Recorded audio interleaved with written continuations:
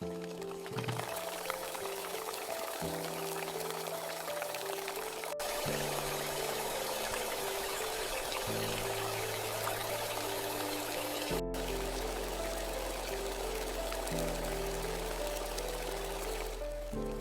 are sitting in a perfectly safe room. The walls are still. The air is quiet. Nothing is wrong.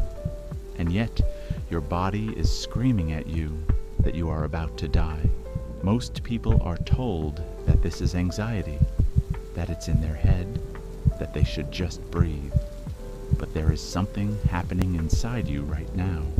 Something biological, something ancient, that no one has ever fully explained to you. And the moment you understand it, the fear begins to lose its grip. We know what this feels like. You're not in danger.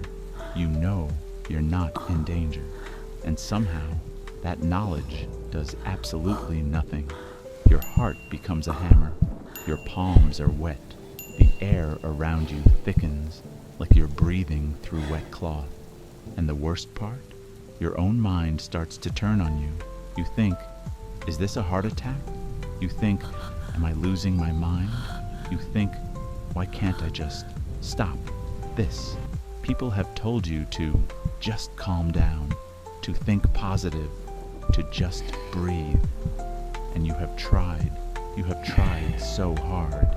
But here is what no one tells you. Telling yourself to calm down during a panic attack is like trying to stop a fire alarm by asking it nicely. Your thinking brain, the part that hears advice, has been switched off. Not weakened, not distracted, switched off. And you are not broken for not being able to override it. You are dealing with something older than language, older than medicine, older than the word anxiety itself. So what is actually happening inside you, and why does your own body become your biggest threat? Deep inside your brain, buried in a region called the temporal lobe, there is a tiny almond-shaped cluster of neurons.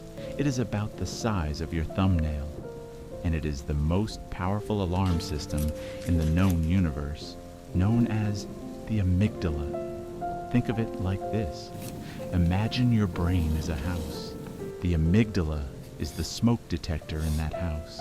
Its only job, its entire existence, is to scan for danger. It does not think, it does not reason, it reacts. And in a panic attack, this detector has been set off by a ghost. The moment the amygdala senses threat, regardless of the threat being real or imagined, it does something extraordinary. It bypasses your logical brain entirely. Instantly, it sends an emergency signal directly to your body, as well as to your sympathetic nervous system, and activates it. Adrenaline floods your bloodstream. Cortisol follows. Your heart accelerates to pump blood to your muscles. Your breath quickens to maximize oxygen. Your vision narrows. Your digestion stops. Your body is preparing you to run for your life. And here is the part that changes everything. In doing all of this, your amygdala shuts down your prefrontal cortex, the part of your brain responsible for logic, language, and reasoning. It shuts it down to save time, because in a true emergency, stopping to think could get you killed. This is why you cannot think your way out of a panic attack, not because you are weak, not because you are broken, but because the part of your brain that thinks is offline. You are not having a mental breakdown. You are experiencing a false alarm, fired by an ancient system that cannot tell the difference between a predator in the dark and an uncomfortable feeling in a perfectly safe room. There is a reason this is happening to you, and there is a door out. But it is not the door you've been trying, because if logic won't stop it, what will? Think about a child hiding under a blanket during a thunderstorm. The room is safe. The walls are solid. There is nothing that can hurt them. But their body does not know it. Their heart is hammering. Their breath is short. Every roll of thunder convinces the nervous system, again, that something terrible is about to happen. And here is what doesn't work. Words. You can lean down and say, "You are safe. It is just rain," as many times as you want. The child hears you, and the shaking doesn't stop. But the moment a hand rests on their back, something shifts. Not the storm, not the room, not a single fact has changed. Just one signal, delivered in the language the body actually understands. Warmth, pressure, presence. And slowly the shoulders drop. The breath evens. The grip on the blanket loosens.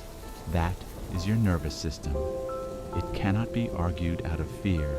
It can only be shown through the senses, through the body, that the storm is outside, and you are here, and you are still whole. That is not a child's problem. That is a human one. And it is exactly what the next 3 tools are built to do. Something I once read has stayed with me for years. It said, "For the one who has understood the mind, it becomes the greatest of friends. For the one who has not, the very same mind becomes the cruelest of enemies." I think about that often, not as a warning, as an invitation. The panic does not stay in the body. Your mind picks it up and runs with it, and suddenly you are not just afraid of how you feel. You are afraid of your own thinking. That is the mind working against you, not because you are weak, because no one ever introduced you to how it works. Your panic is not proof that your mind is broken. It is proof that your mind has enormous power, power that is currently running without a map.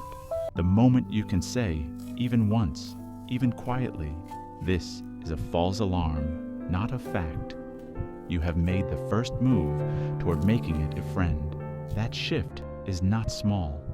That shift is not a technique. It is the foundation everything else is built on. So, if logic is offline during a panic attack, what can we do? We have to speak a language the body actually understands. Here are 3 tools. They are free. They work today. Alone. Tool 1, the physiological sigh. Your body has one built-in emergency brake. It is called the vagus nerve, and it runs from the base of your brain all the way down to your gut. This nerve controls your parasympathetic nervous system, the biological signal for "it's safe now." Stand down. And there is one action that activates it faster than any other. 2 quick inhales through your nose, one big, one short, right after, followed by a long, slow exhale through your mouth. That's it. That is the physiological sigh. The double inhale pops, collapsed air sacs in your lungs. The slow exhale shifts your body from fight or flight into rest and repair. Your heart rate physically drops. Your amygdala receives the signal. The danger is gone. This works in under 60 seconds.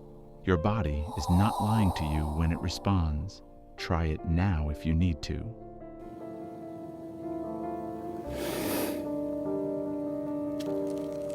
Tool 2, the sensory anchor. During a panic attack, your brain is locked inside itself, a process called interoception, obsessively scanning your internal state for threat. The fastest way to interrupt this loop is to redirect attention outward into exteroception, the external world.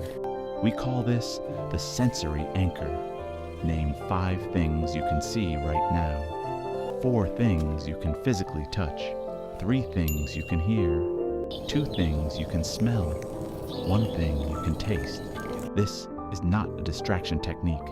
This is a neurological interrupt. By forcing your brain to process real sensory data, you give your amygdala proof, physical, undeniable, sensory proof, that you are not in danger. The alarm has nothing to stand on, and slowly it stands down. Tool 3, the thermal shift.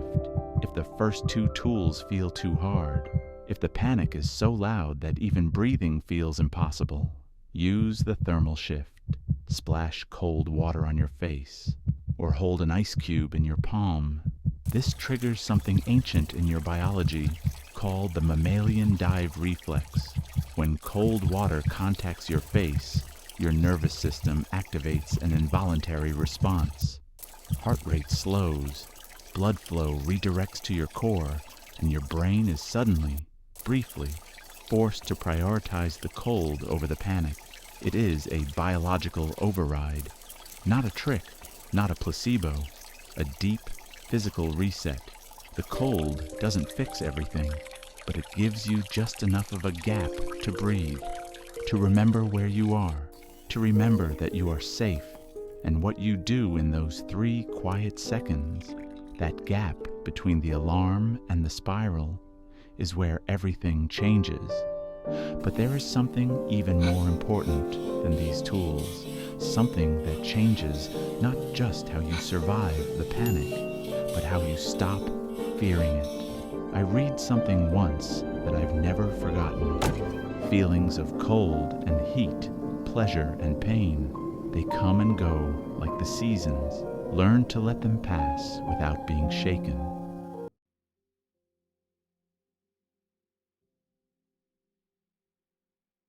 I want you to do something right now. Think about the worst panic attack you have ever had. It ended. You are here, which means every single time, even when it felt permanent, even when your mind said, this one is different, this one will not stop, it passed.